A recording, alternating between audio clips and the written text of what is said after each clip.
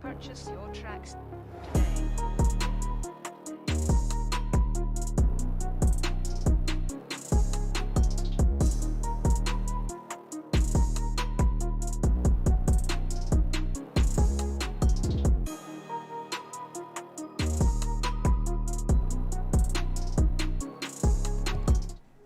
What's up, everybody? FTWitachi here. You know what it is. Thank you very much for tuning in and dropping by today.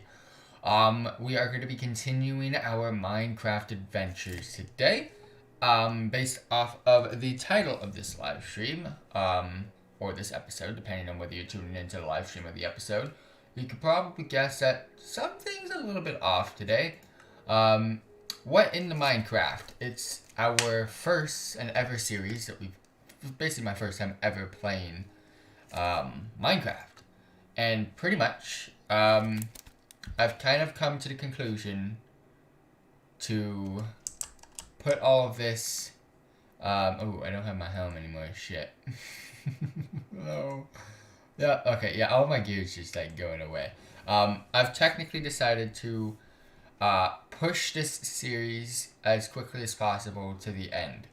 And the reason being is, if you watched last night's live stream, you would have probably kind of seen a little bit of it, and the reason why. My goal for this series was to learn how to play Minecraft, to just explore the world and do all the basic stuff that you can possibly do, come up with the cool, fun, and creative ideas, build a ton of unique buildings. We have done that already. We've gotten 2. I had a plan to do 1, 2, 3, about 6 to 10 different buildings. We're gonna end it off on 3. The next one, and the one that I'm gonna be hopefully starting to work today, is going to be the last one. I had a plan to do 6 to 10 different buildings. I wanted to do a watchtower on the top of the mountain. I wanted to do a farm, which we've already got. Those are the 2 that we've done. I wanted to do the actual house that was going to be inside of the mountain. I wanted to do beachfront property, not really a beachfront, but waterfront property. I wanted to do a property that's just floating in air. I wanted to do one that was actually in water. I just wanted to continue building and just be as creative as possible. That's not going to happen. I won't allow it to happen, and I can't do it. It's not because I can't do it in game. It's me playing this game won't allow me to do it, and I'll explain in just a bit. But because of that, I'm gonna finish with the last build because I already have my idea for it. That's gonna be the main house. I needed to get that out at least. I'm gonna decorate as much as I possibly can, and then we're just gonna go straight to the end of the game. We're going to do the nether portal into the netherworld. The netherworld into the end world portal, and do the end world stuff with the ender dragon and give myself an attempt on that. And that's actually the true end of a survival gameplay in Minecraft. Today's goal is to get materials and whatnot for my my next building. So I'm gonna need to go get some more acacia trees, acacia wood. And I think I have enough cobblestone, but if I need more cobblestone, I can definitely easily go ahead and get that. And it's going to be using the same materials as I'm pretty much doing on these other 2 buildings. The next few buildings, we're not going to be using these materials. I have a lot in my storage right now. So I am going to go ahead and put a lot of this away. We got a lot of cool stuff yesterday. We got some golden carrots. We got a golden hoe, golden helmet with some enchants on it. We got the flint and steel that we're going to need for the nether portal. Got a lot of cool stuff. We got some seeds that we're going to need for the whatchamacallit. We got seeds for the farm, which we will go ahead and utilize as well. So I'm not saying the series is ending now. It is not ending now. Yeah, it is not ending right now. We're going to be going for another couple of weeks. However, the episodes are going to be a little bit slower and a little bit different than they have been. And I'll explain that in just a bit. If you notice on yesterday's episode, it didn't look like I felt good. And I didn't feel good. I've said this before in some episodes before. We got a trident yesterday too. Like, freaking, we banged it yesterday. We went all out. It's freaking crazy at how much we actually got yesterday. We got a couple more saddles as well. Let's keep this pickaxe in here. Let's keep the trident in here as well. Let's put the gold in here. I'm getting a bit lazy here. Let's just put everything in here.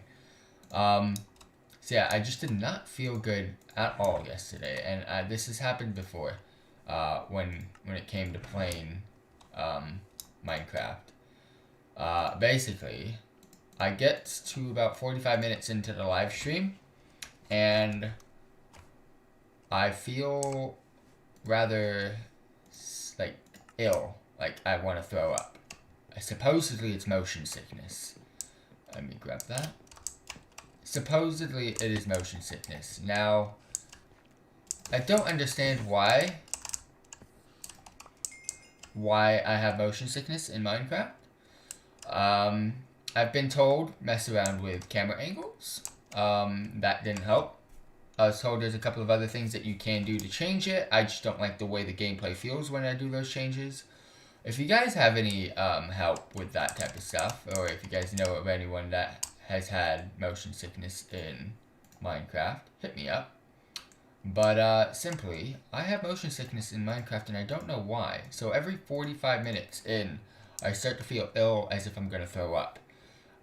It gets to the point where it only happens when I'm doing a lot of movement. If I'm building, I can build all day. But when I'm doing a lot of movement, like going on my adventures, mining, all that type of stuff, I feel sick for some reason. I play games like Overwatch, World of Warcraft, hell, I played simple games, Pokemon, all that type of stuff. I'm fine. Fortnite, Call of Duty, FIFA, all of these motion-intensive games, and it's like, why is Minecraft making me not feel, it just hurts to play. And I really want to play, and I really want to finish a series, which is why I'm going to put myself through this series to kind of finish it off. Maybe turn off bobbing when you move around. I'm pretty sure that's a thing. It could be. Settings. Keyboard and mouse. Bobbing. I don't see it in there. Profile. Video. First person. Yeah, it has to be first person. Full screen, hide hand. Hide paper doll, hide HUD, screen animations, view bobbing. Let's remove the bobbing. Camera shake. Shouldn't be too much. I'm gonna get rid of camera shake just in case. Smooth lighting, beautiful skies, render. Yeah, everything else just seems to be that type of stuff.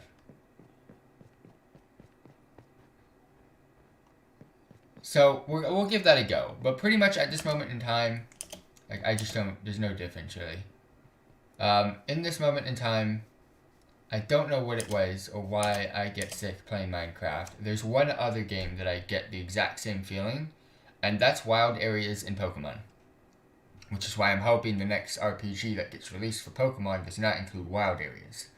However, I'm assuming it will include Wild... we need more axes really quick.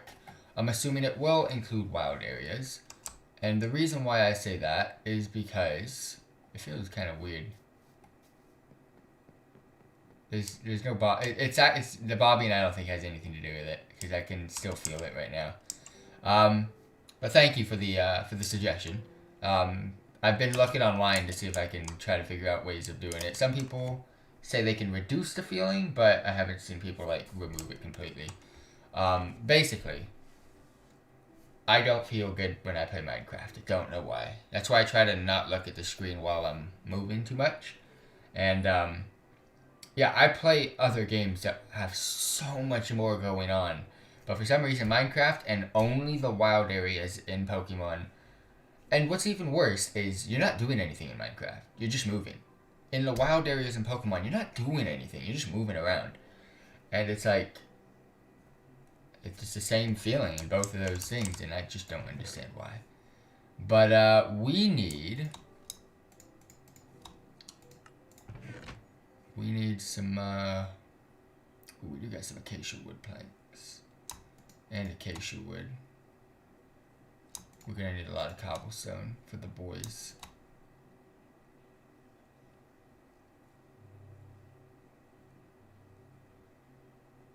I will come back and get a lot more, but just gonna hold out on this for now.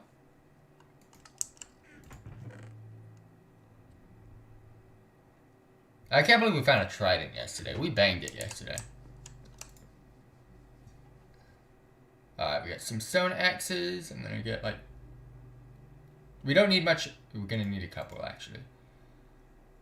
I'll do 2 stone axes. And the rest of my wood axe. And we're gonna farm out as much acacia wood as possible. Cobblestone, we should be perfectly fine. So let's go. Oh, let's take a nap first. I'm sad you won't be able to continue with Minecraft long term, but if nausea is gonna affect you playing, you're probably better off not playing. I like this game. That's why I want to finish the series. I'm gonna try to. But yeah, yesterday I got to 45 minutes and I had to stop.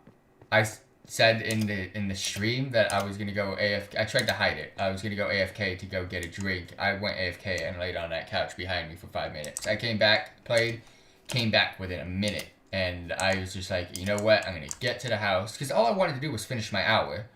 Not the house, the watchtower in that building. I just wanted to finish my hour, so we were almost done with the stream anyways, but I was sweating. It was getting me to a point where I was sweating, and it was just like, oh no. So, yeah, I don't understand. Like right now, I'm not, I can look at the screen, but I can't really. I'm going to exactly where we were before though. Yeah. So I've posted this on Discord, I've posted this on Instagram, and I've posted this on Twitter. So basically all social media outlets. I don't post updates on TikTok and I don't post updates on Reddit. I save those platforms for like major things. But yeah, that's pretty much what happened yesterday. Yesterday's live stream, we got in, we did some work, we did some great farming as you guys can see about the stuff that we got from the on my storage. But I just so happened to not be able to do too much. And I ended up having to, I ended up just having to end that stream a little bit, like, dead. Like, I couldn't say bye, I couldn't, like, outro. I was gonna try to come back to do what we're gonna do after this live stream, which is, I'm supposed to be watching the BlizzCon stuff. But, we will do it tonight, no matter what. I got that planned in the background. But, yesterday I couldn't come back. I had to end the live stream and just go to sleep. But I just don't understand why that happened. And it sucks, because this is such a big game that I can actually pull something out of it, hopefully. But who knows? Things might change in the future. I wanted to do Minecraft Dungeons. I wanted big things for Minecraft. I had big plans, big things. My feet are sticking out of the boat. I had big plans for Minecraft. But I'm going to make sure this series ends on a great note.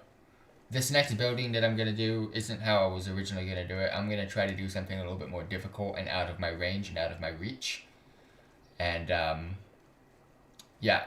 I have a question, because I don't need it, but I would like to use it. Scaffolding. Is that difficult to make? That's all I was going to ask. Is scaffolding difficult to make? I got sunburned today. But yeah, we're gonna end this off. This is gonna be our last build. We probably won't finish it today because it's gonna be a difficult build, but I'm gonna try my best to get it done today. Don't need too much more acacia wood, but we're gonna go ahead and finish it off with all these axes and see where we go from there.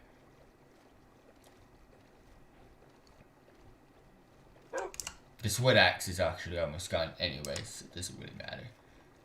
But I don't see us ending this series. I see a month or so left. Wouldn't be able to tell you. Might have to Google it. So yeah, pretty much, where is this? Yeah, there it is. Pretty much, we have a good few chunks of episodes left. I still have to go get my nether portal, go into the nether, get my materials from the nether, utilize those materials for the creations of the ender eye thingies, and like I know what I'm saying, I know what I'm supposed to do, but I don't know everything about it. That's pretty much what's going on here.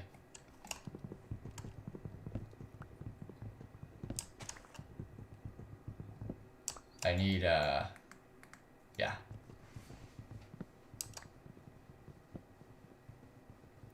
Have you ever killed the ender dragon?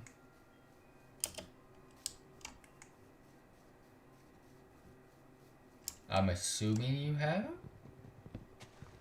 Actually, I would probably assume you haven't, because you have never built scaffolding. I don't know. What have you done in Minecraft? I'm starting to know more than you. What's going on? Can I? Nope. There's so many acacia trees over here. Yeah, I have in old games. Okay. So you're gonna be able to help me with that then.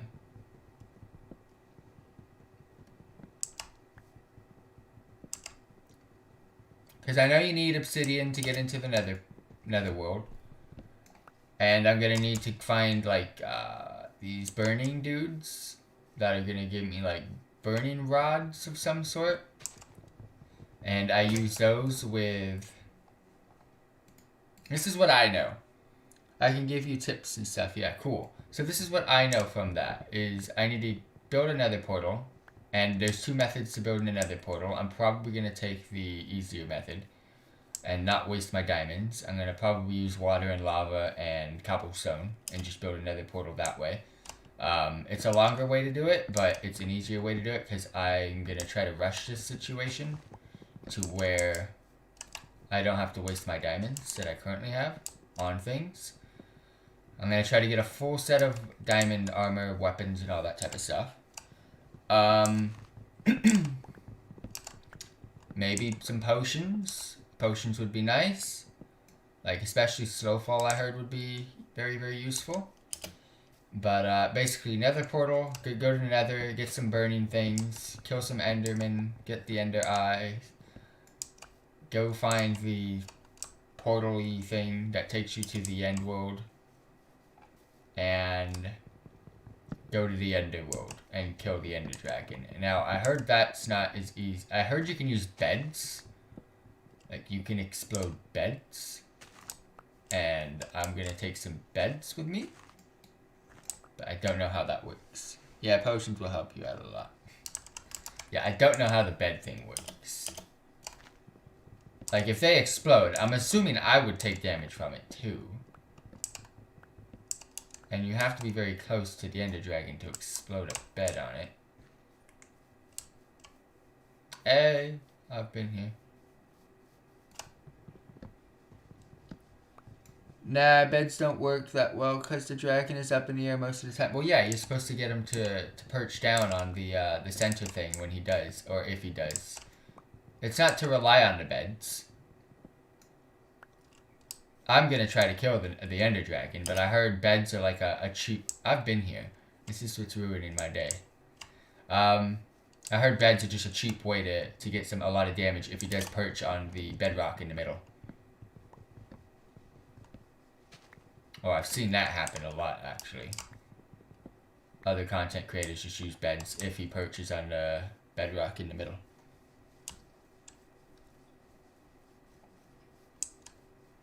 Yeah, I've ruined a lot of these trees over here from my many trips. What the hell? What does that do? I'm right clicking these woods. So what is... Hold up. I want to test something here. No, I don't know why it's changing the color to them. I see mo.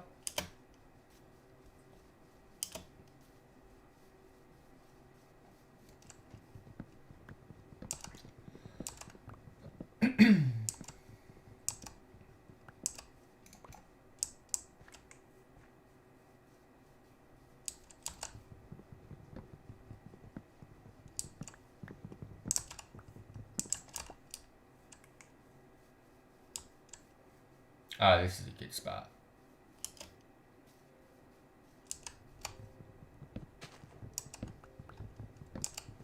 This axe is almost done, and then we have one more axe to go.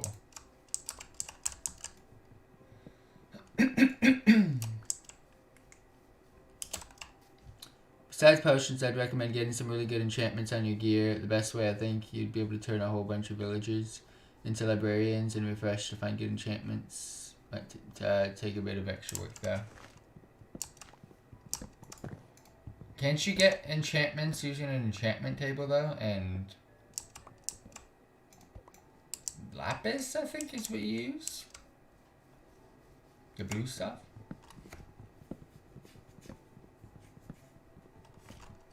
I would need levels though, I think. And I don't have a lot of levels. I would if I didn't keep dying to stupid stuff.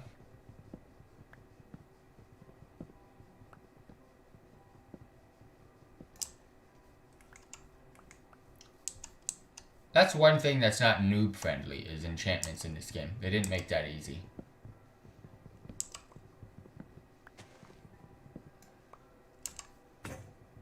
Oops.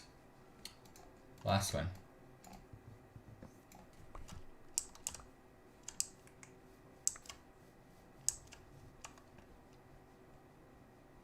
Yeah, that's what I meant. Like, they didn't make it easy for new players to figure out how enchantments work or how to get enchantment. Because it's always random. And you just gotta keep doing it until you get what you want.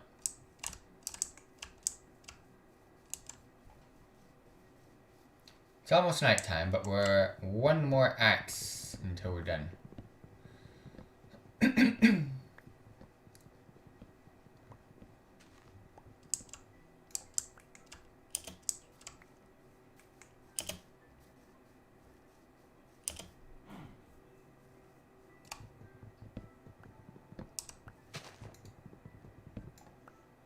I see you, bro. I saw your big purple googly eyes looking this way. I see you. I'm gonna come kill all your bros. Oh shit, he's ready for beef.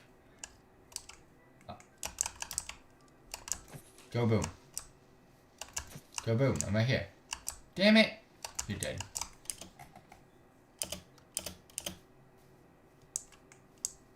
I've killed so many of these trees. These poor trees are all done.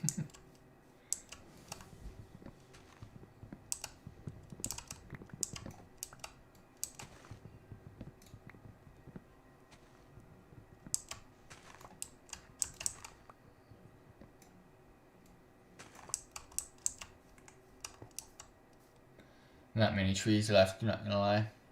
Gonna hop onto the stream on Twitch while I said steady, but I'll be here if you have questions. Thank you.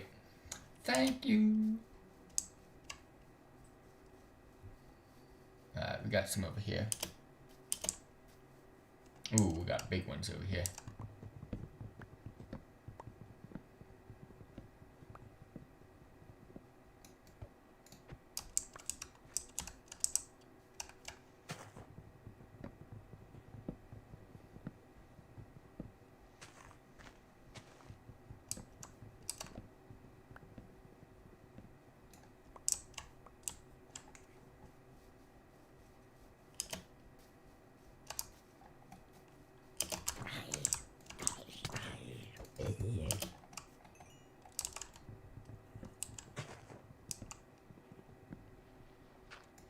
interesting place.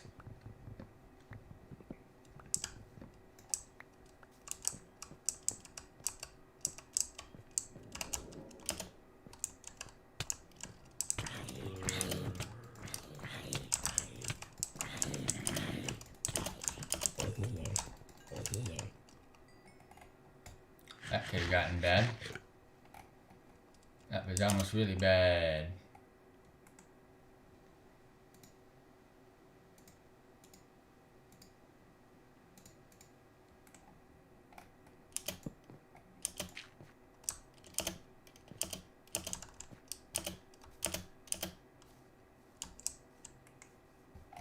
Alright, this one's almost done. Let's finish it off. Interesting tree that we got here.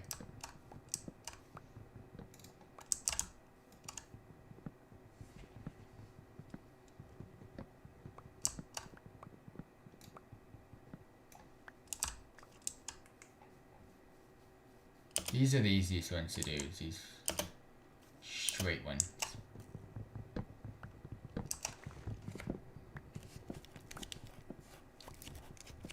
Really? The moon's only halfway? Come on, game. I gotta freaking travel all the way.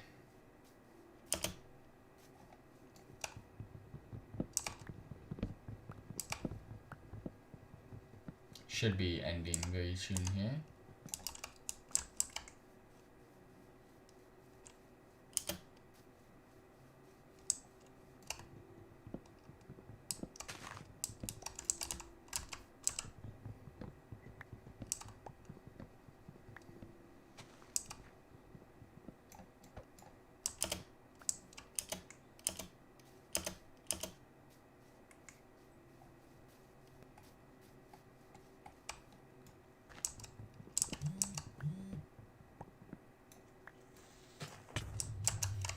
Didn't even see him. Well, I did earlier, but I didn't think he came that close. Well, it's pretty much done.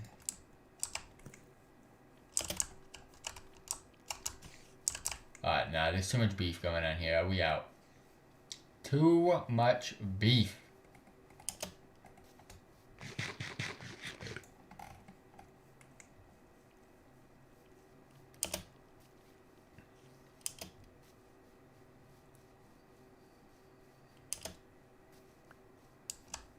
There it is. Alright, we found it. We out. Your boy's out. Onto the open seas yet again.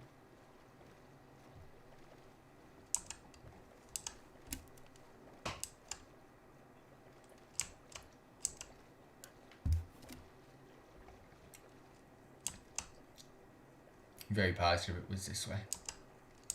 Alright, that should be our last acacia tree farming.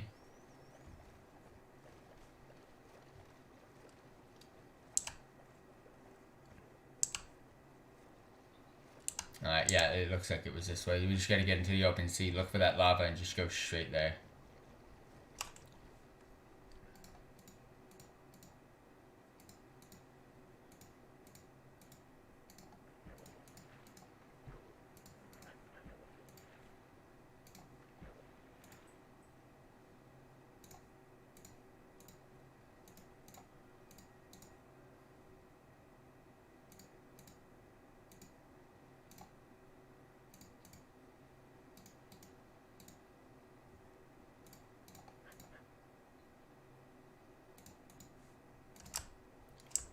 No, I picked it all up like an idiot. There we go. Now we're good. Now we got the clean bags. Now, where is this lava? I'm going into the direction to where I should be going into. I'm very positive. If I'm not, this might be the last episode of the series. Where it at, though? This is going to be a very difficult thing to make. I'm basically making a house that's going to hang inside the mountain. I was going to make a mountain. Oh, there it is. I was going to make a house inside the mountain. And I was like, okay, no. I like this house, this vibe that I'm going with. So let's make a house that looks like the watchtower in the farmhouse. And then I'm like, okay. Let's hang it. Let's hang that shit. Let's go. In the mountain, hangers. Now we need scaffolding. Because that's just how it works nowadays.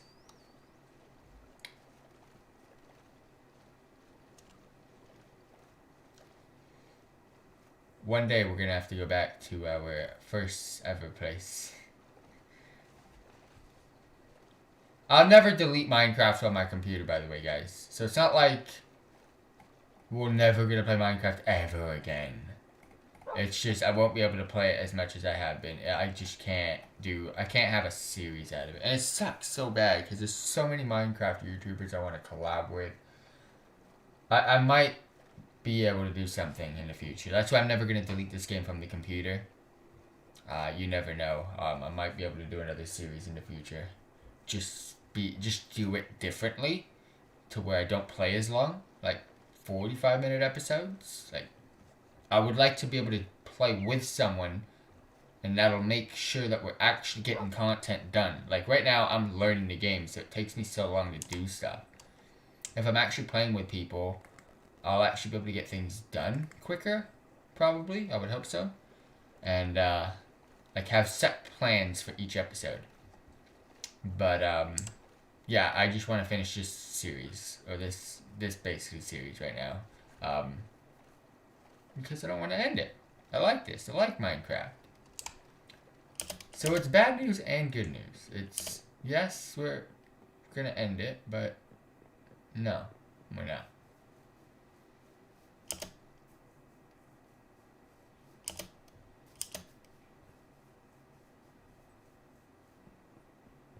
Going in there.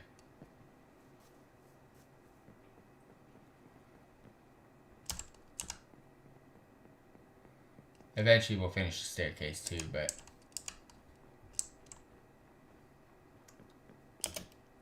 that duck loves it up here. Alright,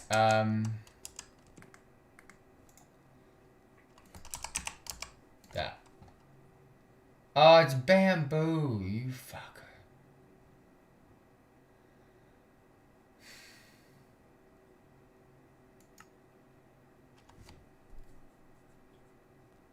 Alright. Bamboo it is.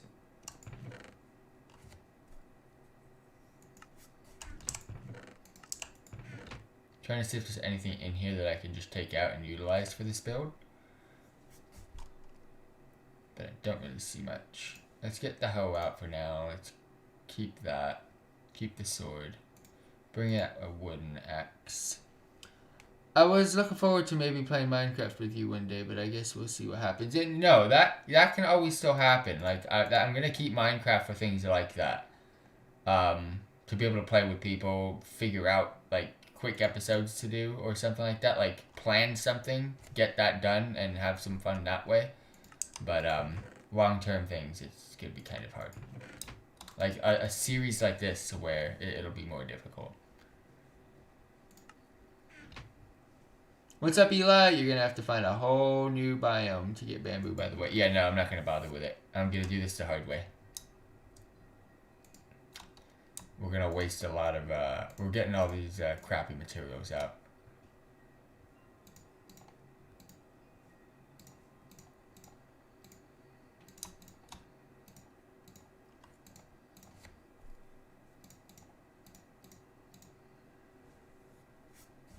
Yeah, we're about to waste all of our other materials, pretty much. I'm gonna use this white glazed terracotta because I was gonna use it for a different build, but now might as well bang this one out. Let's get a crafting table because we're now going on a new adventure. I'm going to clear out a layer of stuff here, a full layer of flooring. You'll eventually see why, and it's gonna take a while. And I'm gonna also use this to I'm gonna use this layer to also help me build this next part.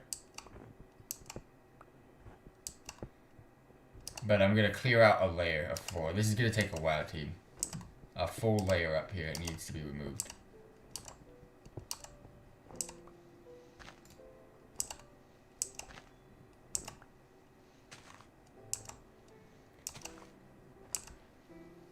Because I said that before I made this stuff how I wanted it to look, and we're gonna do it. I'm not gonna end off not doing what I said.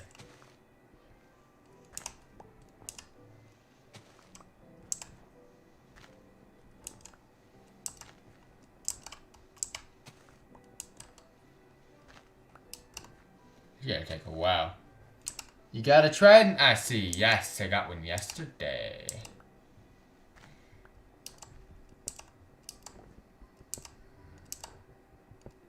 Snow's always gonna return, as long as it's...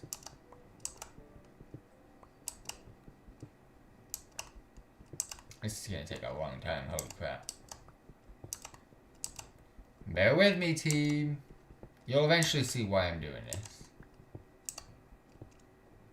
But it won't happen today. There it is. You can at least do everything, all the dirt.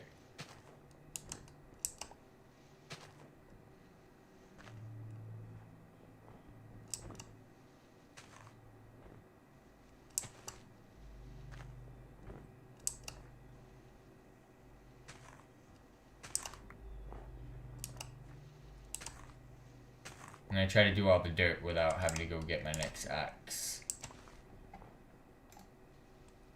Okay, yeah, there's no point.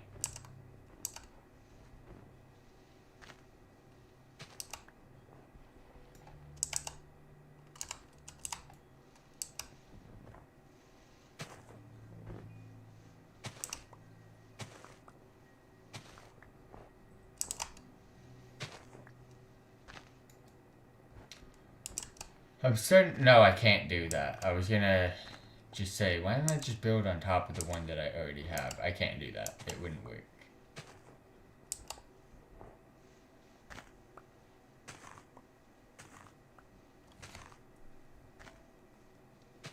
Oh, is this... It's a shovel, right? A shovel freaking plows through dirt. What am I doing? Let's go get a freaking shovel. We're wasting time. I forgot about that. Alright, let's make a shovel. We got a pickaxe. Let's make a shovel. What do we need? 6.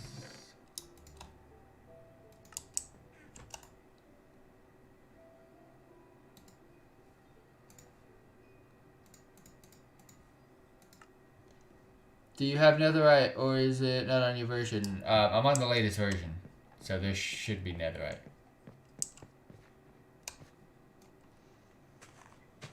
Yeah, this is much better.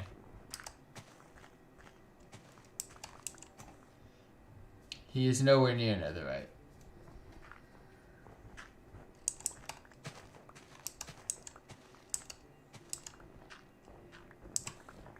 This is much better. There we go. We're freaking plowing.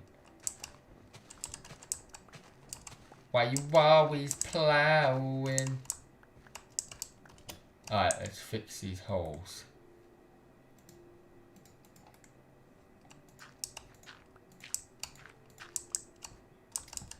Alright, we'll be plowing through this. But I think I'm gonna lose the shovel in 2 seconds. No! Shovel, where you go? I'm glad most of this is actually dirt and not freaking pickaxe. Look how easy this is. Fill that up. Damn it! Alright, let's go make like 4 freaking shovels. Shovels, where you at? 1, 2, 3. Oh, 1, 2, 3, 4. We about to shovel this place up.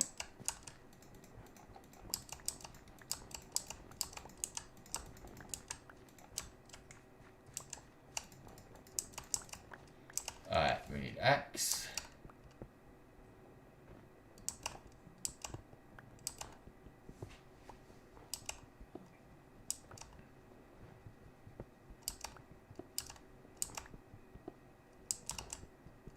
Alright, come on, game. Cobblestone for days. Give me more dirt. You know how quick that was?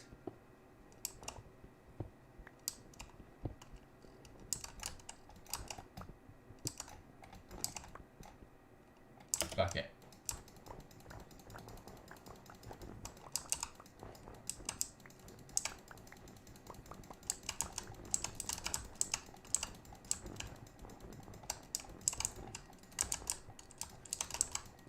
Bam! Coming in clutch. By the way, have you ever heard played Stardew Valley? I recently got into it and hooked. Yes, my friend plays Stardew Valley. I would never play it because it's basically Animal Crossing. I might as well just play Animal Crossing. I know it's not exactly the same. It's like playing another MMORPG, but I'm already playing World of Warcraft. Nothing beats World of Warcraft as an MMO. But my friend plays it.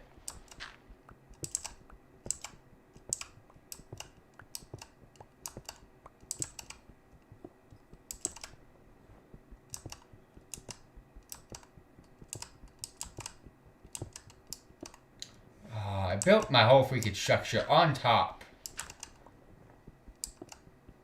Dumbo.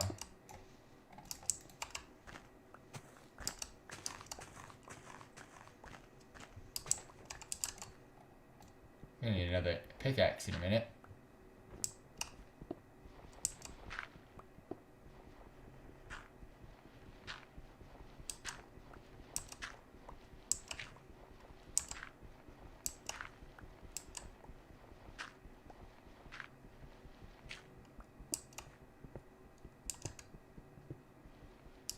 Well, we're gonna have enough cobblestone and freaking diorite to deal with this.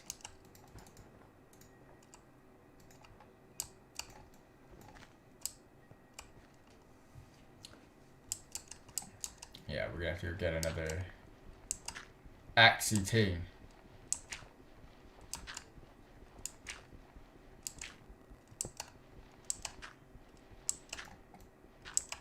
Oh, this gets broken easier with the shovel too. Okay. I figured it out. I've learned something new.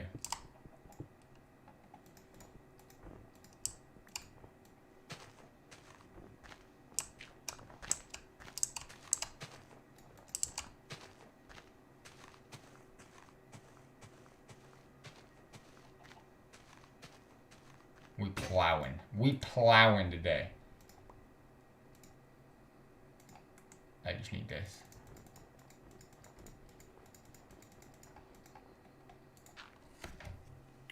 I can see why people think it's similar to Animal Crossing, but I think it's much more to do with Stardew in terms of content and adventure. But I've been to Stardew, I haven't been bothered racing HVC. Yeah, it's pretty much the same thing as Animal Crossing. Of course, it would be Stardew content, because, I mean, if it was exactly Animal Crossing content, that wouldn't be good.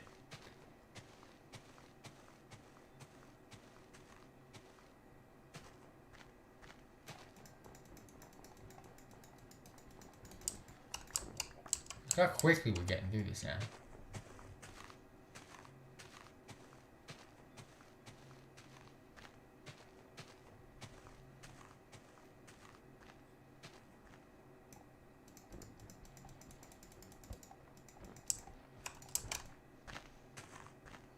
Please just be as much more dirt as possible. Don't be any, you know what.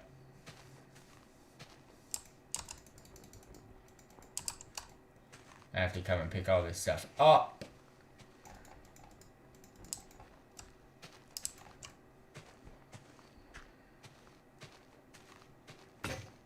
No, I'm gonna have to go make another shot. Well, we're getting a ton of materials in return, so we're pretty much good to go.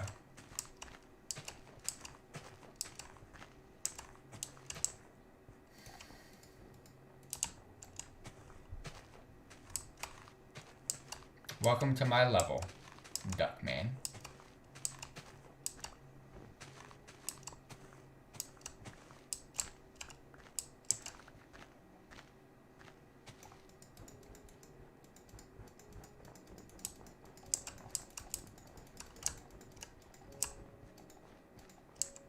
We cleaning it up.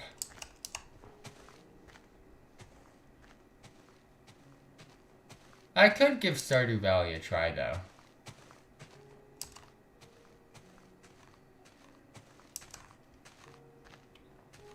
Do I watch Naruto? No. I don't know what an Itachi is.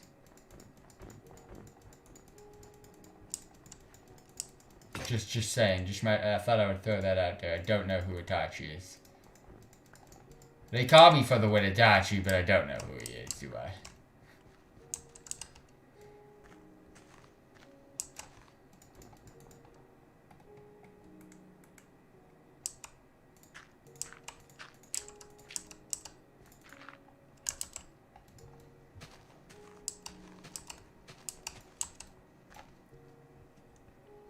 I'm just saying because I'm a weeb too.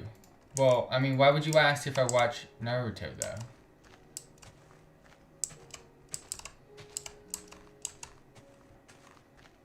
I had to respond that way because it's like a little bit weird. Ah, yeah, we're good. We're getting mostly soil from here on out, or dirt, whatever this is.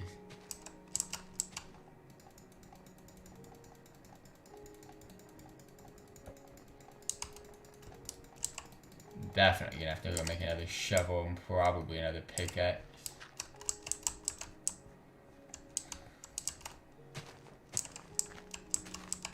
Why? Why are you here, bro? You know what? A creeper would be. Actually, no. That's asking for too much.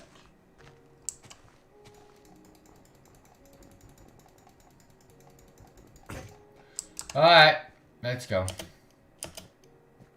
Oh! No! Shit.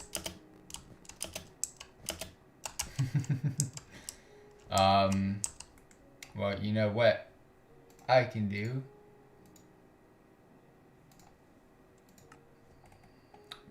Bam.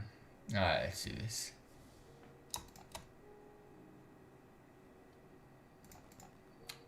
We don't need... Why can't I make a shovel? What's going on here?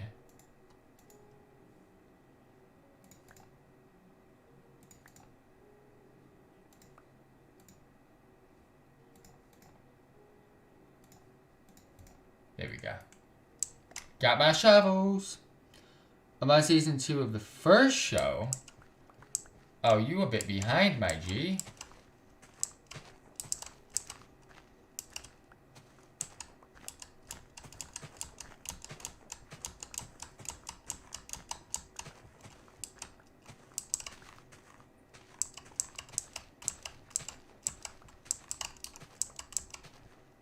Like, I couldn't watch an anime that's as old as Naruto now. Like, I just don't get how people do that. Like, I couldn't go back and watch an old show. I want something new.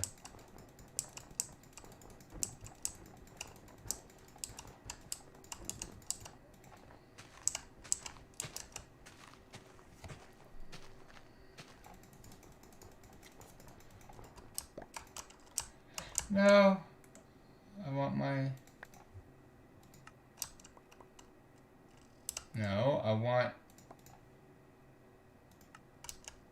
the freaking shovel. I want the shovel. Thank you.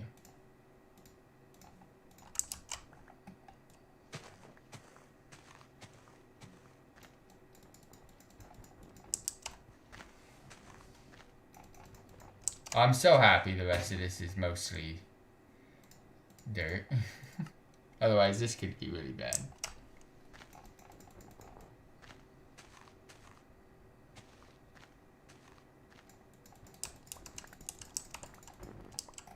Alright, time for you.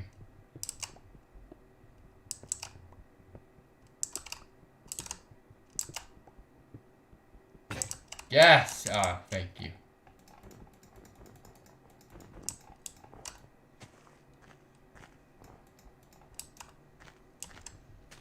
Ooh, this actually could be bad.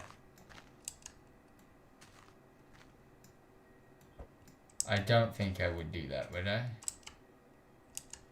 Okay, we have an issue here. I can't break that.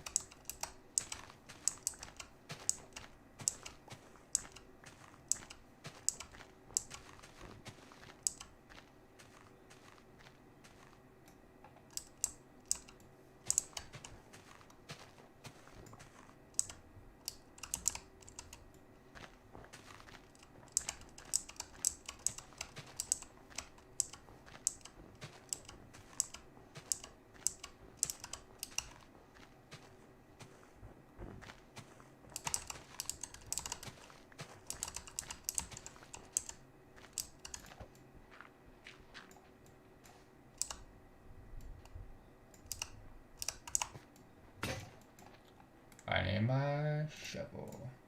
We're actually almost done. This was my way up from the past.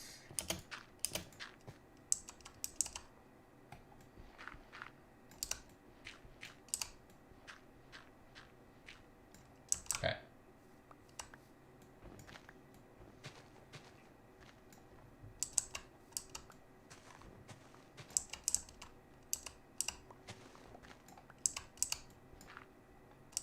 Whoops, didn't mean to do that.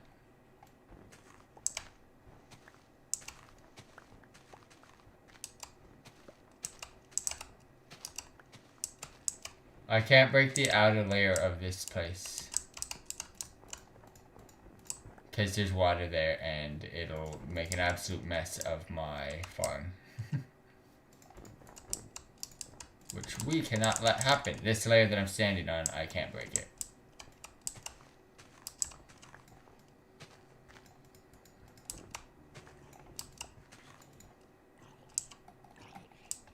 Peace out. Tried to come at me with that freaking dirt.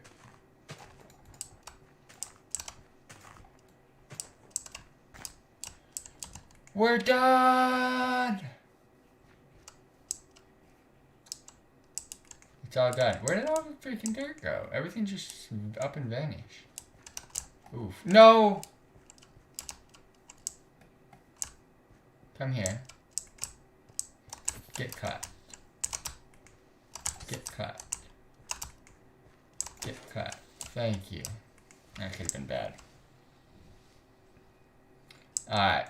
So, we need this stuff.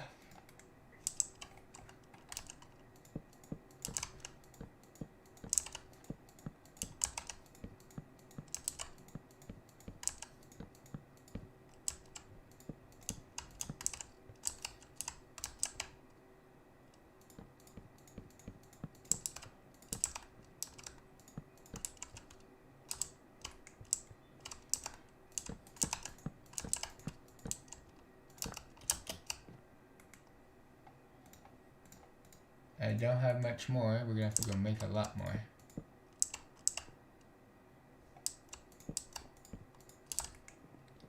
Let's go make a lot more.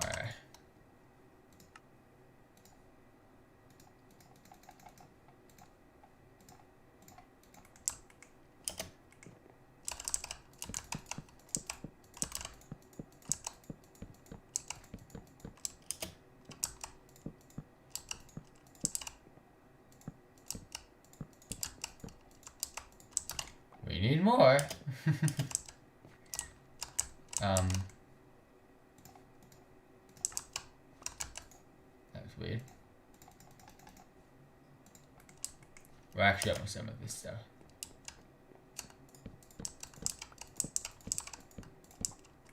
Okay. This one.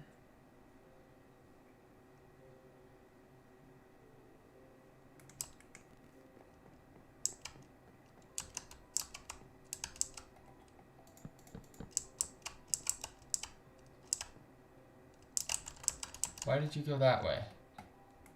Do I have an axe? Yes, I do.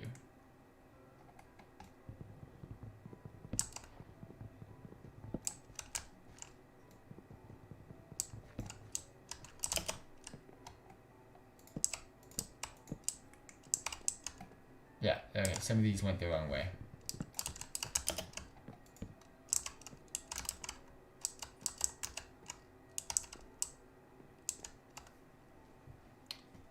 What are you on, Bedrock or Java? I am on Windows 10. I'm assuming that's Bedrock.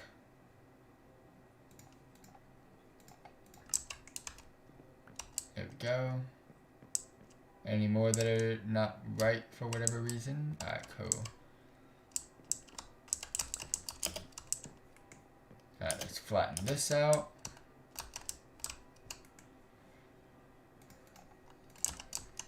Boom. Alright, where are these?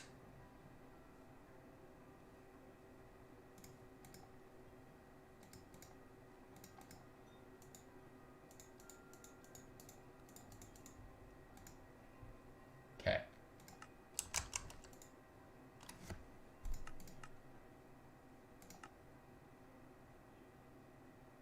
That's what I want. Okay. Let's throw out.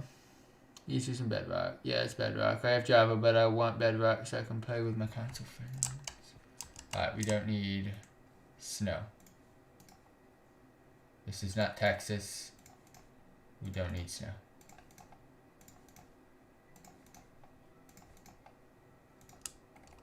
I do need to eat. Get you.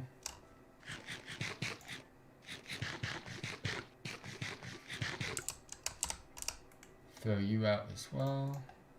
Bye-bye.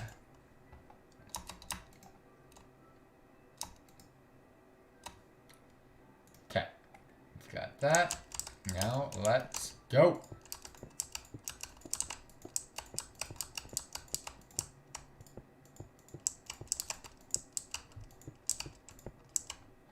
Of course that would happen. When you don't have a pickaxe anymore, they might fix that. So we gotta use random crap.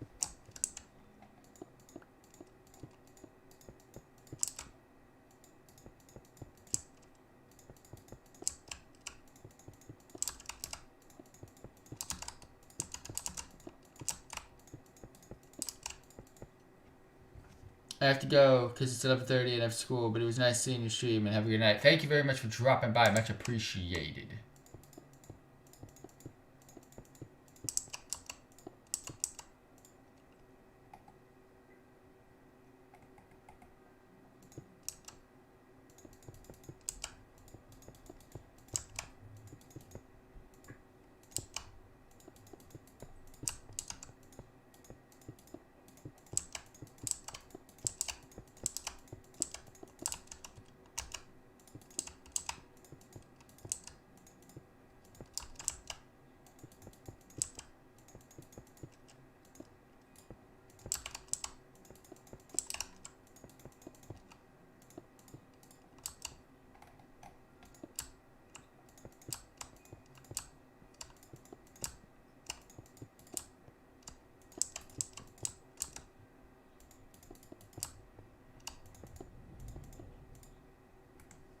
I know we have more.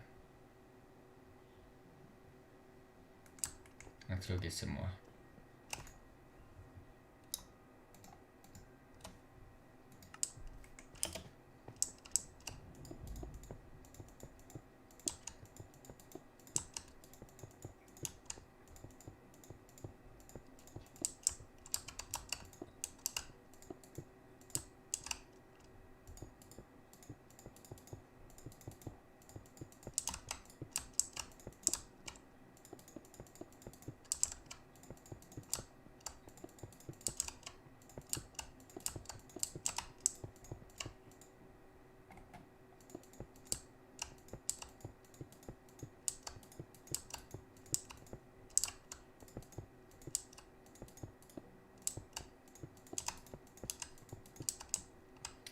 Alright. It's coming along. But we need more. How do we get to more? Well, we go up here. Ooh. Ooh. Ooh. Andesite. We need diorite for andesite. Do I not have any more andesite? You say. You shouldn't do me like that.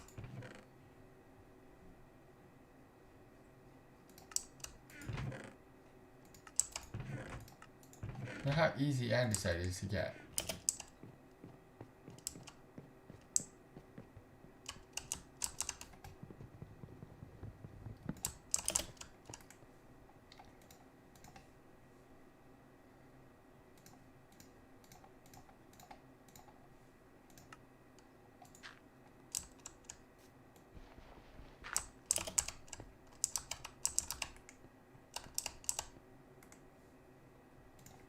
Don't need that.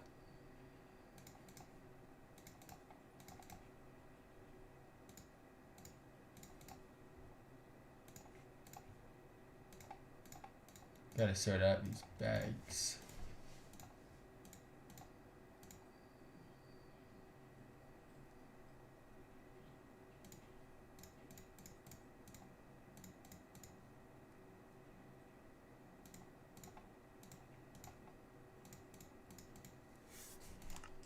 Alright, but this is what's supposed to happen here. We're gonna need a lot more andesite to finish this off. But now we have a path. Sadly, we've messed this up now. This is done. I can't change this, all this dirt. This one layer of dirt on the outside of this, I can't change. This will, you know what? This whole thing can be dirt. The outside of this can be dirt. Because I can't change it.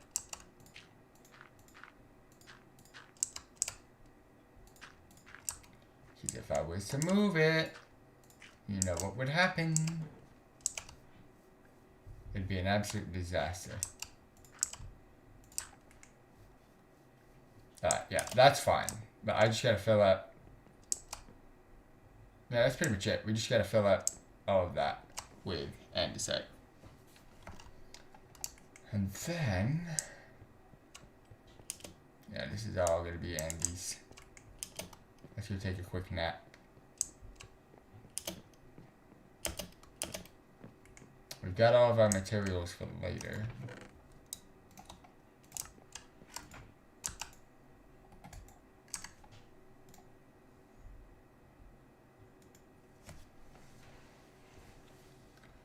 Alright. And before I start feeling sick again, I mean, this is coming along pretty nice. I like this. I like this. So, before I start feeling sick again, we're going to end this episode off. As you guys can see, it's been an hour. And I'm already feeling it. But again, the episode's going to be a lot quicker than usual, but we'll get stuff done. But I've got all the materials and I'm ready to build. Starting in there. So, we're going to yeet it up. Again, it's going to be inside there is where we're going to build our next, thing. But I'm not done with tonight's live stream, but I am done with today's episode. For those of you tuning in, thank you all very much for tuning in to some Minecraft again. Again, stay tuned for some more. We will be live again next Saturday and Sunday. And starting on Saturday right away, we're going to start getting that next building process in and finishing off our last and final build of the series. But today, I'm going to be back in about 10 minutes. And we're going to get into some more BlizzCon. So stay tuned.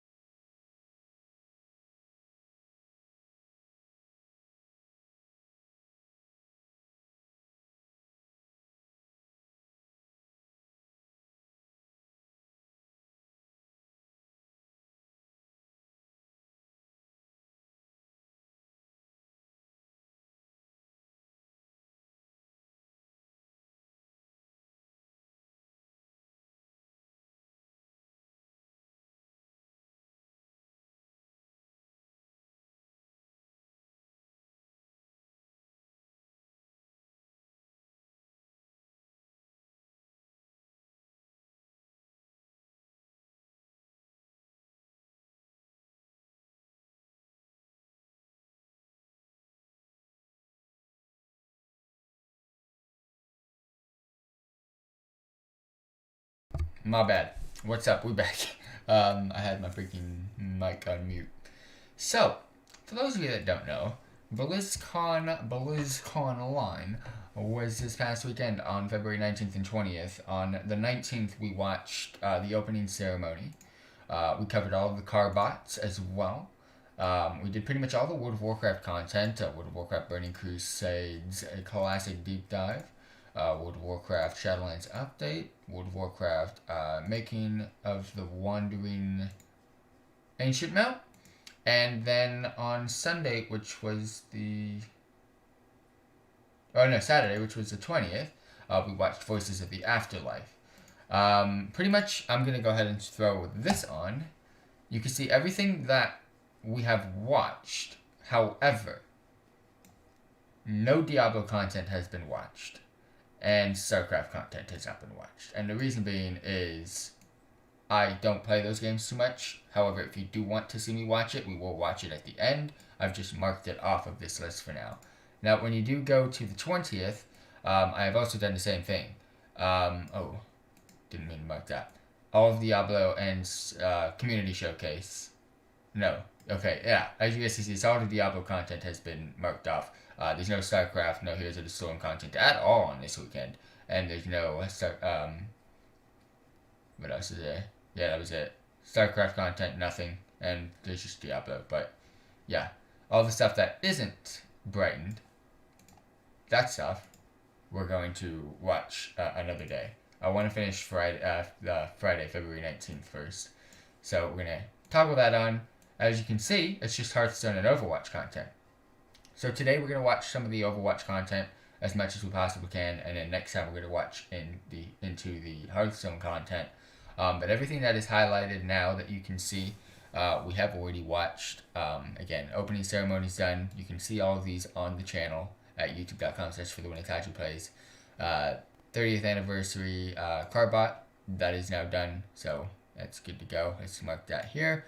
All the World of Warcraft content has been actually watched and completed on our YouTube channel as well.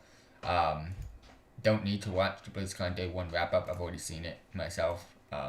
It wasn't really worth the watch.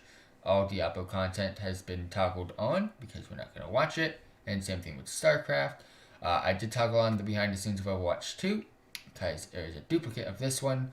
None of the Hearthstone content is watched. None of the Overwatch content is watched. And where it all started, I do want to eventually watch as well. So, yeet. However, let's go ahead and get into behind the scenes of Overwatch, because that's the first thing I do want to watch today. Let's go ahead and toggle this up. Don't know how loud we want to put this. But let's go ahead and get this open, and let's give it a show.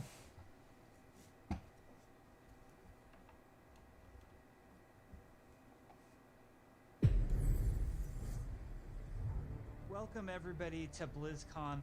We know that you all want to hear more about Overwatch 2. Allow us to invite you behind the scenes to explain more of what we're doing and why. Everybody, please hit record. Fingers crossed. We lost Scott. It's off to a good start. This is going great. We've been assembling one of the best teams that I have ever worked with. I'm nervous. And I'm so proud of the progress that we have made together. We really liked the stylized drop down. Imagine that it's coming forward, boom, boom. This starts to spin. The scale and the scope of this game. Want to see some more Overwatch content? Post down below, because I do have plans to get back into it a lot more than I have been. I do play it daily still. I think we've done incredibly well as a team moving to work from home. Oh, Shadowplay. There have definitely been challenges, but the team is really putting everything we've got behind this game. To me, it's the next big step in the Overwatch universe. New heroes, game modes, major story beats. With competitive That burp right there? I see Overwatch 2 as the Overwatch. I was just playing some Minecraft. If you don't know, you inspired know. by what story and franchise development does with the animated shorts. We really wanted to bring that cinematic experience into the game. You can invest in your heroes and grow them over time. I am super geeked out about Overwatch 2. I can't wait for people to play this game. It just gets better and better. There are some things that we just can't do without a sequel. I hope this game bangs. I really do. So thank you so much for your patience so far, and I hope you enjoy this behind-the-scenes look at Overwatch 2. New maps and role updates for PvP. That's All cool. the players at home, they want to see one of the new maps that we've never talked about before. Really? I can just talk about anything that I want to. Yes. You're serving this up to the guy that is like unintentionally leaked information in past interviews. You can do it officially now. Okay, so one of the maps that I'm most excited for in Overwatch 2 is our Rome map. Oh, I can't wait. It's gonna be so long away. Players. So we're having a lot of fun coming up with the Overwatch version of Rome. We wanted a very romantic, sort of this powerful feeling of old world architecture. One of the most exciting things for me is the early building of these maps, where we get to sit down together with key people from the environment team, level designers, effects groups. We'll spend some time talking about moments in the game that we really want to see. It's like so the far Colosseum away from or getting a grand released, view but I of the can't hills of wait. Rome in the backdrop. And then we'll go back and do a paint over, or we'll do a concept painting of certain things based on that. We try to draw inspiration from as many different sources as possible. For example, one of our environment artists had just taken a trip to Rome, and he returned with thousands of pictures and was so excited to work on a map. Hell, I'll set in travel the Italy. world to give you guys There's a pictures lot of shit. ancient architecture in Rome that represents the empire that it used to be. So we brought some of that back. Some of the things that are destroyed in real life, we kind of rebuilt in a kind of an Overwatch style.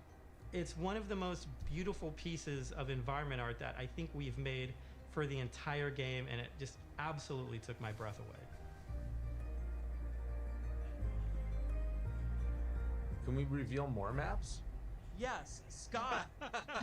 Scott, why don't you have the honor? Why don't you reveal, like, is there an artified, like, let's pick an artified one. I know what map I want to talk about. It's the one that I just get super excited about. New York City. New York City is just an amazing Overwatch location. We're really striving to make it as authentic as possible while still putting this Overwatch spin on it. There's a lot of amazing buildings and architecture pieces that just, especially for artists, stands out a lot. And they usually use this kind of Art Deco style from the 1920s, 1950s. We started in an area that's a little bit like the Village. There's some smaller shops there. There's a fire station, little pizza places, and things that people that are familiar with New York City will either recognize or maybe see the reference that we're trying to make with some of our different I was locations. there a It week feels like before something we haven't 9/11. seen in other games before. Guess what? Because it's I was on top of the uniquely building a week before 9/11. Exactly. Well, we should move I was there for a on, soccer otherwise tournament. we just have to reveal more maps. So we were talking about PvP, and you know, one thing that I think is really interesting about PvP in Overwatch 2 is some of the philosophical changes we're making to the approach. PvP feels different and new. We're upgrading our combat feel. The roles are playing differently. When it comes to all new maps, it's a pretty big departure from where we are. This is one of my favorite. Right this now. is So probably my I favorite can't game wait to play. see where we It's end just up not with it by the time we launch it. super hype right now. But you know So what? experimenting with the idea we call role I can passes, make it hype. which are passive Maybe. abilities that a hero can have based on what role they are. For example, currently in our internal builds, the tank heroes all have knockback reduction against them, and they also generate less ultimate charge for enemies that are shooting at them. Damage dealing heroes have a movement speed bonus, which is great for flanking around the map. And healing heroes, support heroes have automatic healing that kicks in after they haven't taken damage for a while, very similar to Mercy's passive, but a little bit of a lower rate. One of the more shocking changes that we've been exploring in Overwatch 2 PvP is a change to the tank role entirely. That's applied to all of the tanks. We want to try to make them more toe-to-toe brawlers and less characters that just stand back and protect other people. So for example, for Reinhardt, we've given him 2 charges of fire strikes, so he can throw fire strikes a lot more aggressively and more often. Also his charge, he's able to cancel it now, and you can steer it more aggressively, so you Let's can go! not quite turn a corner, but you can definitely more accurately pin targets. And because you can cancel it, it allows you to use it much more aggressively and, you know, really go after those key targets without feeling like you're going to sacrifice, you know, all of your positioning, everything. Oh, he's get the almost claps. more terrifying now with this, be able to unleash his full arsenal more often than kind of just being the guy with a shield. The changes to Reinhardt that we're trying, and they might not shift, that's just the reality, but the changes that we're trying right now are to try to embrace more of that instinct that players have when they want to play a big burly character that looks aggressive and feels like it should be aggressive.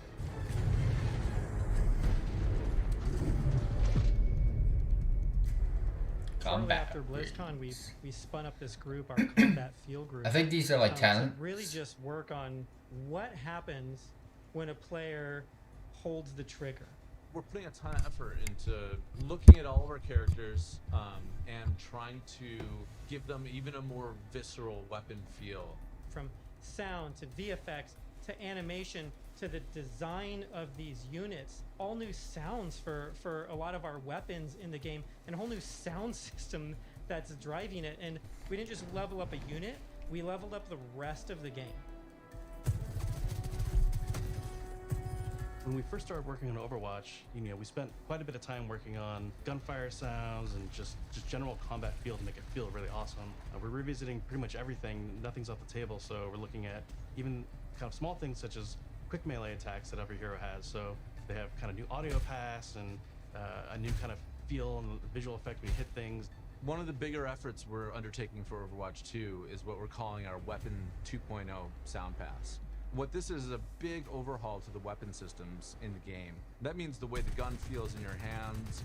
You could feel the ammo running out as you're getting lower on the clip. We've really tried to amplify those sounds to better encapsulate the gameplay. There's some minor updates that are like just really cool. With Overwatch 2. Ooh. Another key for the weapons was getting them to feel like they're in the environment. This That meant was some working beef. with Convolution Reverb. It's a new system that we've implemented into Overwatch. It's a way that we can capture the acoustics of an environment and transport it onto the sounds that we're using. So we went and captured tales of guns in different environments through our weapon shoots.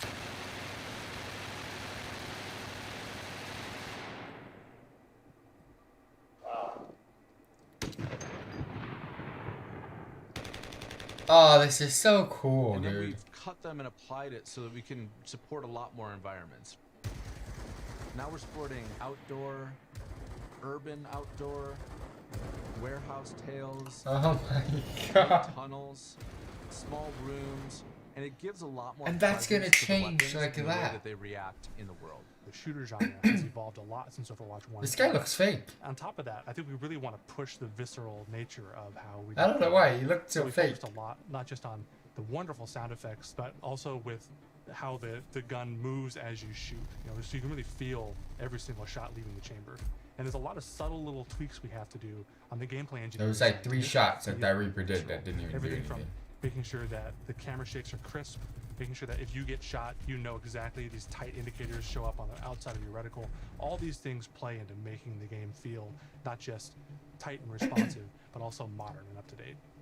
Take 76, for example. What we wanted to do in Overwatch 2 with his weapon was make it really feel incredibly powerful, and that happens with a bunch of different elements that mix together. But it really feels like the gun is almost just outside of your control. A lot of that comes down to this camera shake technology, where every time you fire the weapon, you want to feel like it's running through your entire body, and the camera shake gives that extra bite to every single shot out of the chamber. It makes him feel really great. You guys got a sneak peek of Sojourn from last BlizzCon. She's been under development for quite a while, and she's actually quickly at this point become a lot of people's favorites in-house. When we look back at Overwatch when it was originally created, there was a lot of heroes that were made from a gameplay standpoint kind of surrounding a weapon type. For example, Pharah was based on a rocket launcher hero. Widowmaker is clearly like kind of the sniper. We thought there was a weapon that was kind of missing that would be a lot of fun to play with, and that's a railgun. It's so much fun in the playtest to have this really powerful shot that can, you know, rip through enemies if you really are accurate with it. And she's all about that aim skill. So if you got that aim skill, you'll love her. we're still exploring new game modes. And we're also reevaluating older game modes that people are more critical of. You know, we're of the mindset maybe 2C. I want to play some doesn't Overwatch exist in right now. Overwatch 2, and maybe there's a new cool game mode that replaces it. We really want Overwatch 2 to feel like the next evolution, a true sequel to the first game, not an add-on. It's not a small part. It's not an extension of the original game. This is an evolution and a replacement to the original game, and I think it's exciting. Hero PvE. missions are probably one of the things that's the hardest to wrap your head around if you've never played one of them. I can't wait for this The goal around content. hero missions is for these to be this co-op PvE experience. I personally only play competitive mode. Like, I'm all about that competition. And I have friends that they don't want to do that at all. So I'm really looking forward to a game that I can play hours and hours with my friends who aren't in competitive. And it's also something that I'm interested in. Hero missions are the content that people are playing. This is what I love. They are leveling up their But I'm gonna heroes. also So love competitive, of for a course. system But like this is I'm to gonna love really this sing, easily. You need a lot of mission. We don't want players to feel like they're just in this grind to get to the top. And there's a lot of really, really good back-end technology that we're exploring so that the heroes are constantly bringing their personality and some light story to these hero missions as well. The goal is to make as many as possible, hundreds of hero missions. We've explored a lot of different ways of getting to that much content. So have like different sets of enemy units that people will be fighting against, and there's different hero mission types. At the same time, hero missions can take place in all of the multiplayer maps that we've done, and we're also adding new spaces onto some of these maps. It's a huge challenge for the art team. We take maps that a lot of people love and recognize, and we have to add a lot more art and level design to it. But again, In it's this just one so hero far mission away. playtest, we came up to an area in Kings Row that usually has a gate on it. Suddenly that gate opened and I saw a new area of Kings Row that I had never seen before.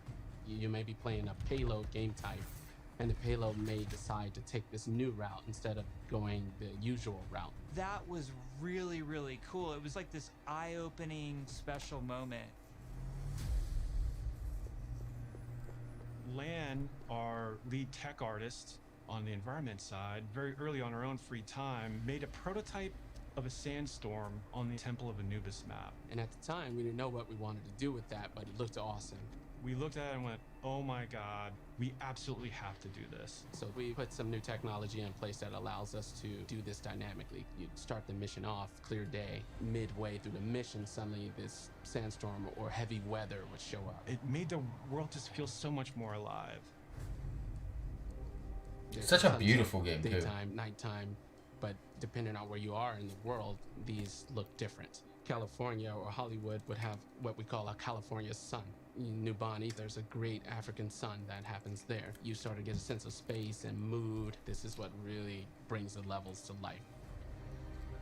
For me, the dynamic world's exciting. Just seeing these dramatic landscapes, the wind and the atmosphere blowing by. It's a much more cinematic experience for the player. Before you start a mission, you look at a map. It's nighttime in Necropolis, or there's a sandstorm in Necropolis. Players can make some comp choices based on knowing this information. Characters like Hanzo or Widowmaker start to be a little more valuable because they have abilities that allow them to see through the sand more clearly. Are we gonna talk about any of the types of objectives in hero missions? Yeah, let's talk about the objectives. Players are being asked to do different things from one hero mission to the next so that they all feel really fresh to the player. For example, we have Gather and Return, where you're trying to go and grab these different canisters to kind of safeguard them so they don't go off and affect the population in a negative way. It creates this really cool tension in the world where on the one hand you're trying to split up and go grab all these canisters to be as efficient as possible, but at the same time now you're having these sort of special enemy units spawn that are really difficult, and if you kind of get caught by yourself, it turns into a pretty bad situation really quickly, and it feels extremely cooperative and like a very different way to interact with the Overwatch universe. It's basically the capture the flag mechanism, sorts but of ideas, with just an actual internally we have purpose names like Wall of Death, towards the mission Scavenger itself. Hunt, and Kill Quest, and all these new mechanics and enemies for people to experience. Players will be able to jump in night after night, play different hero missions, and then work through the progression system, leveling up their heroes.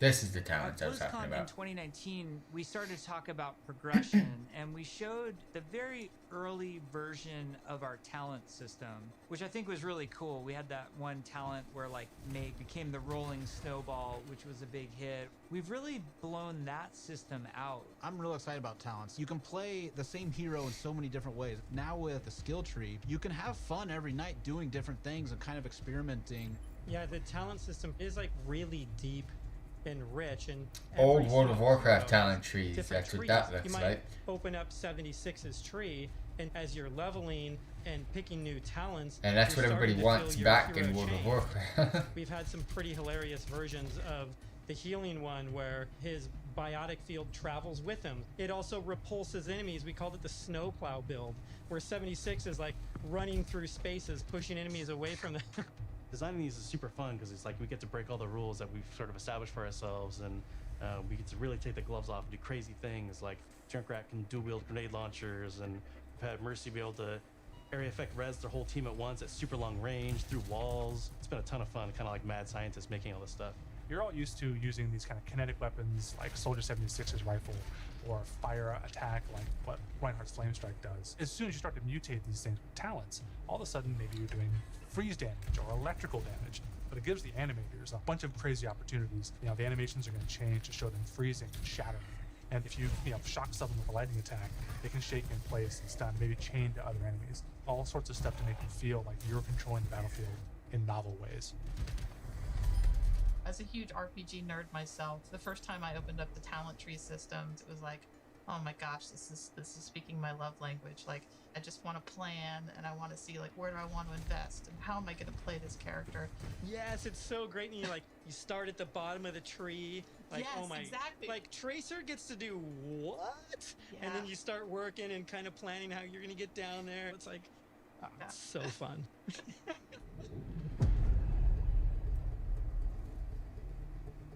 The null sector returns. When we look back at BlizzCon 2019 and we talk about some of the criticisms that we had, one of them as a development team that we felt was that the combat was just not engaging enough.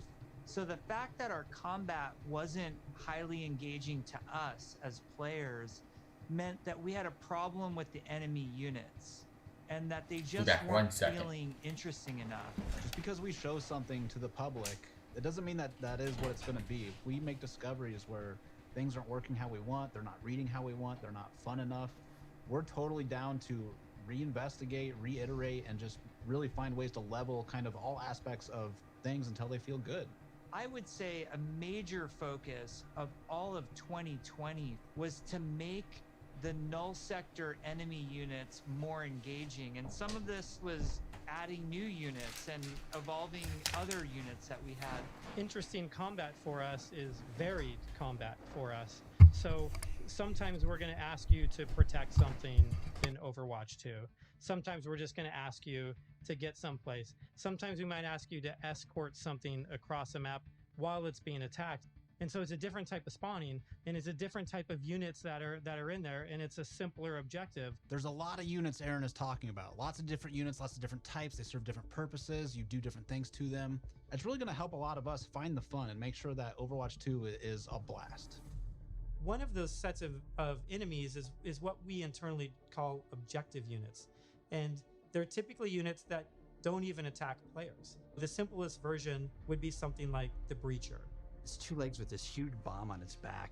It was built to do one thing: slowly and methodically march towards its objective, and then it transforms, and the bomb opens up like a flower. It starts spinning and charging up, and you hear this awesome sound, and you know you have a little bit of time before it's going to explode and you have to take it out.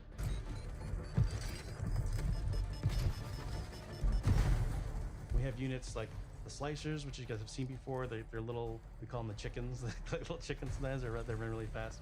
You know, we have a guy we're experimenting with right now who flies and drops these bombs that create these kind of ever-expanding smoke fields that you have to escape from because they're super deadly. So you really get to use your mobility options to kind of escape that. There's things like the polar. You could be moving through these darker alleys, and as soon as you hear that polar spawn, it suddenly becomes like really spooky and kind of scary. This very tall, elegant looking character that's blindfolded, 3 orbs that circle around her as her eyes, and we basically This looks spun really those cool. orbs around her head as a big tell, launched them at the player, and then it activates this tractor beam, and it's bringing you in, and then you get this awesome like anticipation of the The hair. PvE opening up aspect so of you know what's Overwatch about is going to to happen. allow these guys to be One really thing we've just creative. recently been experimenting with is this idea Because it of won't elite touch with the units. We didn't PvP want aspect, which elite is really, units to really feel cool. like they're just, oh, this guy's got double health. Because in double World of damage. Warcraft, We want to make sure the elite units feel like they have PvE different touches the behaviors and PvP, different and attacks. Overwatch So, is for really two example, different entities. An Omnic run. So what you do Normally in just kinda PvE he fires won't his gun, go over to he dies pretty PvP. simply. If you fight elite grunts, his weapon fires in a burst fire pattern. It's very That's also deadly. where balancing comes And into if you play. manage to take They're them not out, going to have to balance they them don't at the just same die right time away. like They both instead World of crawl on Warcraft. the ground towards you They and can you separate it. try to back away because you know if they get to you, they can explode. Artillery at BlizzCon. We're all just staring at this, and we're like, what are we gonna do to level this up? One of the things we really felt wasn't coming through was the damage states. We intend for players to shoot these guns off, but currently it's not reading as something that can happen in the game easily. We change the design, we change the animation, and we go back and forth and just continually iterate. We decided, hey, you know what? We're gonna just delete half of these damage states, so now it's super readable. From an animation standpoint, we decided on spinning barrel version. We just did this really nice kickback. The tip of the barrel opens up when it's about to fire and shifts into place and boom! It's really amazing to be fighting an artillery unit and you can see the guns on the side, and as you're shooting the guns, they're actually visibly taking damage, and then you can blow them off and it reacts and kind of stumbles to the side, and it really makes you feel like you're there, and it's super fun. In a lot of the stuff we've showed so far, you're fighting null sector. These are evil killing machines intent on marching you down. The way you're going to stop them is by shooting them, and we want to make sure that feels responsive and visceral. Really making sure that when they take a hit, it feels like their whole body has been punched, almost like hit by a truck. That's what really sells this fantasy that you're playing these superheroes. One of the cool pieces of technology that we created was what we call chain hit reactions. Oftentimes you'll find null sector bunched up, marching maybe a half a dozen units abreast. You expect if you shoot one, they're gonna knock into their buddies. So we make that happen. Turns out it's really fun too.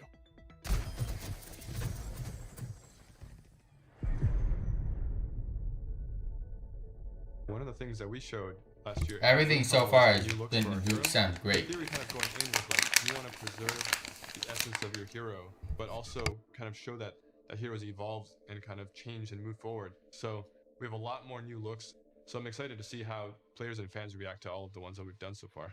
Maybe we'll share some of those new looks today, which would be cool. We're going to reveal McCree's new look for Overwatch 2 as well as Pharah, and we're really excited to show off some of our first villains with Reaper and Widowmaker.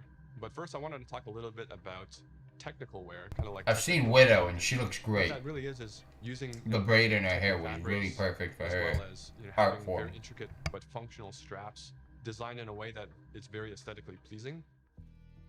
With McCree, we took a couple of different approaches. He's got this classic cowboy look that it's really hard to mess with, because if you try to make him too sophisticated or too techy, it might not feel right for the character. But as a concept artist, you always want to change things around and try different shapes and silhouettes, so we did identify as Red Serape as the main thing for McCree. We also tried a couple different things with McCree's cowboy hat. We didn't really want to mess with that too much because that's a very iconic part of him. So that's another piece that we kept. We tried some retro cowboy looks that mixed in some tech here and there. Some that were a little bit more techy than others, some that were a little bit more classic cowboy. We gave him a little bit of a longer beard, and it really gives him a nice kind of like a more aged look. What's different about Pharah than some of our other heroes is Pharah's completely covered in armor. We didn't want to change her silhouette too much. It was more about experimenting on different colors. So it felt really appropriate for her to be the one to harken back to those original Overwatch colors of white and blue. One of the things that we wanted to update on Pharah was her visor. Instead of being completely opaque and reflective, we tried a little bit more of a transparent approach, and being able to see through it a little bit now allows us to see some more of her emotions. Reaper was actually the ones I was very excited to work on because I could see a lot of potential in how we can integrate his cloak and his cowl. That looks really and cool. His armor, and how we can make all those shapes really sing within that classic That looks really Reaper cool. silhouette. We tried a couple takes with the first pass, like completely silver arms, more layers to his jacket. Reaper's mask is obviously pretty sacred to us, but the thing you'll notice immediately is that it's now completely silver. Instead of the bone white, he's got this like almost like deadly edgy silver that just gives him that classic Reaper look. With Widowmaker, we started with the idea stage, exploring a breadth of ideas. We tried things like a more insectoid approach. I told you about the braid treasure at the hunter. end. I've seen this one already. Made her feel like a classic Bond villain, so we kind of steered it back towards one of the more cyberpunk looking ones, almost like a futuristic femme fatale, which is basically what Widowmaker is, but she even feels more upgraded. So I'm super glad that we went down this route. We played with different hairstyles too. Widowmaker has the really long ponytail that's really key part of her look. And we really liked the hairstyle on one of the designs that was more of a braid, and it was really interesting look that also preserves Widowmaker's original silhouette with that long ponytail. We've been working a lot with our domino engine and making our cloth look better. Now that we have this cloth tech, we're going to be able to make some really cool, unique silhouettes that will help them stand out from other heroes. We put a lot of time and effort into our face rig, and what I mean by that is we're gonna be able to get really close to these characters, and it's gonna feel really cool. It is absolutely worth the time and the effort to invest in the technology, and that way we can make these characters do more things that we haven't really been able to do before. It's been super exciting working on the new looks for Overwatch 2, and it's just been so inspiring to watch the team try things that we've never tried before, and I just can't wait to show up more in the future. Overwatch 2 is probably the largest opportunity we've had since the inception of the franchise to really expand what Overwatch even means to our players. In 0 Hour, we saw that some of the heroes got back together, but we're also seeing that there seems to be a second huge Omnic uprising. We're going to learn who's behind that uprising, why that's happening, how globally spread is it. The story and franchise development group, they were really the torchbearers of what the big story is that we were going to tell for this game. We have a lot of interaction with them. They're working on in-game cinematic intros and outros for every one of our story missions. It's been really great to see this collaboration grow and develop. The story is just a little more integrated into our missions than it ever really has been before. All the available heroes get dialogue for a given mission. We have NPCs, we have multiple hero choices. We have all sorts of events that are happening that are driving players to interact with each other or parts of the environment or other characters. The world of Overwatch is this bright, shiny future. So how do you take that bright, shiny future and create conflict in it? How dark can the world of Overwatch go? The different challenges that these characters are going to have to overcome in Overwatch 2 are things that they haven't ever dealt with before or dealt with on this scale. So what we had to do was literally strip it down to this bare bones of where are these characters in their lives. Overwatch has been disbanded, and now there's a situation where the world's in trouble again, and the world needs the heroes again, but they're not allowed to be doing what they were supposed to be doing. We started to book these off-site locations so we could brainstorm over and over different versions of what the Overwatch 2 story campaign could be. And we basically had these whiteboards that we were carting around everywhere. The room was filled with whiteboards, and we would just write every day story beats with the characters and who was doing what and where, and oh my gosh, we forgot this character. We had these giant sticky notes, and each one of them would be a mission with a bunch of notes on it. You know, somebody say, well, what if we moved Rio to the end? And they'd physically grab it off the wall and stick it on the end. And we did this for a while, until we all felt that it was pretty close to what we wanted. Then we could send it to our writers' rooms. The writers' rooms then had a much clearer direction of where we wanted this process to go. Ultimately, we come up with something that we think is right for the game. And then we pitch it back to the game team, and they point out everything that we missed. And that allows us to actually back up and go and make it right and make it better. Because the scale of this story is so huge, it takes place over the whole world, basically. It just requires a constant iteration, constant refinement to make the story as best as we can make it. From writing, we go to storyboards. The storyboards get crafted with the edit. From there, it'll go to a previs department where they'll start to flesh it out in 3D.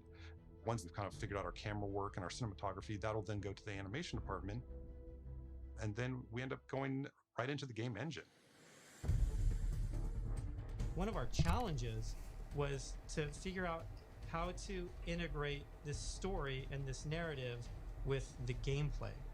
So if the intro cinematic ends with this huge battle, this huge war, when you get into the game, it has to mesh and feel the exact same way and blend together. You really are also trying to I know that they have the capability of being able to do this because I've seen it from World of Warcraft. World of Warcraft bangs when it comes to cinematics. Has been working with the IGC team, with the game team, developing themes for all of the heroes, all of the locations. As the cinematic director, whatever we're crafting should never override the gameplay. We want to make sure that the player's experience going from the cinematic to the gameplay is seamless and it feels like a completely immersive experience. The engineers, we have to find a way to actually make that come to fruition. The Choreo Tool is a tool that allows people to coordinate different events to happen at the same time. Like in Rio, if you played our demo, one of the buildings explodes. And so that kind of event needs to happen as you're running by, and you need to have it timed, because if it blows up too early, then you don't see it. It allows story moments in missions that interact with the environment, that interact with our characters. The new tech, the new abilities that we have now are allowing us to push our storytelling farther than we could have previously. What's also really powerful about Choreo is that, you know, if somebody has an idea, they can mock things up really quickly. We got to show the Widowmaker making this awesome introduction. Casey was able to quickly put a really rough prototype in Choreo. And Philip would come in and on the fly, he's making quick changes. They play tested something that would normally take weeks. It was done in like a matter of days. Each story mission has its own custom map built for it, and these maps are absolutely gigantic. India is one of our biggest maps, and it's a fun map because it has a few story beats that we've taken from recent comics and characters in the game. We've written a history for each city so that the cities feel lived in. And I think that informs the artists so that they know like what it is that the city has been through. Gothenburg was our chance to show Torbjorn's workshop. We created a space that kind of fits his height. So there's, you know, step ladders and scalable tables. We designed the space as if we were Torb, you know? Molten steel is pouring out of walls. It's pretty epic when you walk into it.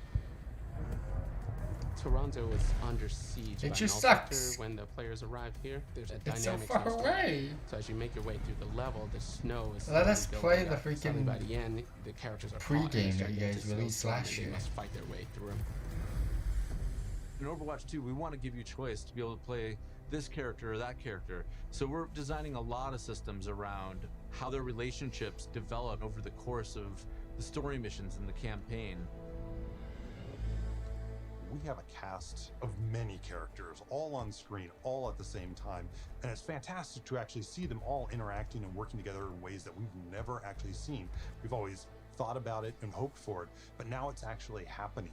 It actually requires us to have a whole new branching dialogue system. If you happen to have Genji and Mercy in the second mission of the game, you might get different dialogue that's about their relationship. Our voice actors bring the characters to life in ways that everybody has fallen in love with, from inside Blizzard to the fans. It's just to hear this collection of actors all together, all interacting, has been a real treat. I wish people could see how many people are involved when it comes to something like telling the story of Overwatch. It doesn't just come from a singular person, it comes from a group, and it's a really talented, fun group that all works together. We've been developing what we hope is one of the best stories ever. There's some key story moments that I'm really excited about, and I really can't wait to see how people react to it.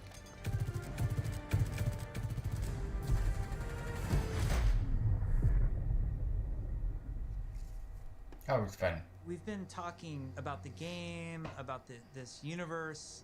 I know you all love it so much. right now, we can sit down and have a night of Overwatch 2 and have it be a really fun experience. And I think we need some more time till we can say it's perfectly polished in the way that we want it. We've made such incredible strides since we first announced this and showed it to the community at BlizzCon in 2019. The thing that I'm most excited about is that moment when we hand the game over to the players. We want to create something that really moves people, really touches people. That's why we do it. We create the game because we want it to become part of your life and for you to experience it. For Overwatch 2, we're upping the bar. It's kind of 5 games in one. It's a huge undertaking. The new tech and the new aesthetics for the new looks bring you closer to the characters that you love, and we're just getting started. The fidelity of the gameplay experience is much richer. We are making cinematics that push the boundary of what we can do to tell stories. We want this dynamic world. We want things to feel alive. I'm really looking forward to being able to expand the This world game's got a bang, for fam. our players. We're really trying to tell this epic story. In order to make a game great, it takes time, energy, collaboration. We have just an incredibly professional team of designers and artists and engineers. We just love bringing this world to you guys. So many cool characters. It's just a blast working on it. Our goal is for Overwatch 2 to be the worthy successor to the first game, to be the next evolution, and to be a true sequel. We have big plans. So thank you for sticking with us. We're gonna cross the finish line, and I know it's gonna be awesome. I hope people just end up loving playing it over and over. That's what we want to try and capture. I'm jumping in, I'm playing, let's go be heroes. Hopefully it's soon, team. Hopefully it's soon. But that was the behind the scenes. Voices of Overwatch is a really long one. Overwatch Rest in the Soundtrack? 20 minutes. We'll watch both of those tomorrow, probably.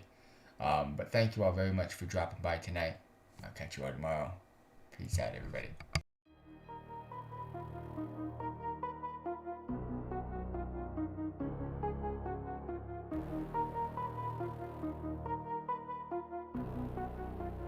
Purchase your tracks today.